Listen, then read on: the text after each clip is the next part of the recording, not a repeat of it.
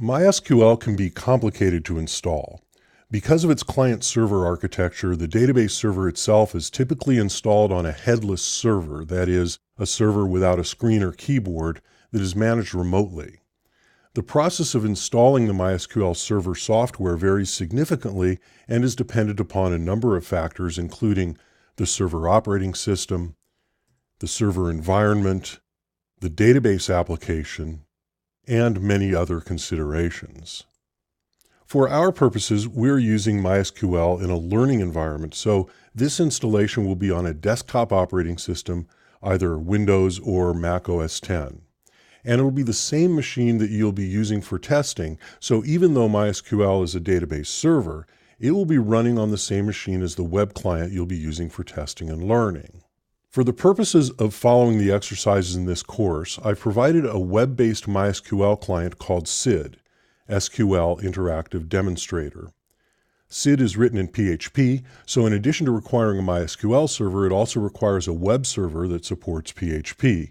You use it with a standard web browser. The good news is that there's an excellent cross-platform package called XAMPP that includes MySQL, the Apache web server, and PHP. In this chapter, I'll show you how to install and configure XAMPP for use with this course. If you're using a desktop operating system other than Windows or Mac OS X, you may still be able to install this environment, but you'll need to modify these instructions yourself. If you have access to an existing MySQL installation that you can use for testing and learning purposes, you may use that and you don't need to follow these instructions.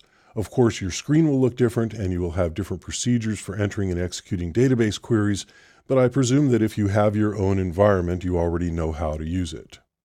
You'll also need a plain text editor. This is different than a word processor. A word processor is designed for writing documents and includes a lot of formatting information along with the text. That formatting information will actually interfere with the SQL code in the example files, so a word processor will not work for this purpose.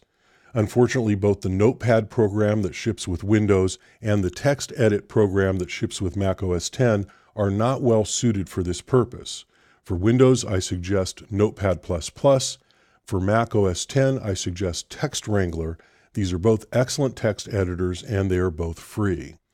In the rest of this chapter, I'll show you how to install and configure this testing environment on both Windows and Mac computers. It's a fairly simple process, but it does require a few details, so I've split it up into 3 movies. If you're using a Windows-based computer, you'll want to watch Installing XAMPP on Windows, Setting up MySQL Users, and Installing SID on Windows. If you're using a Mac with OS X, you'll want to watch these movies, Installing XAMPP on a Mac, Setting up MySQL Users, and Installing SID on a Mac. So let's get started installing the test environment.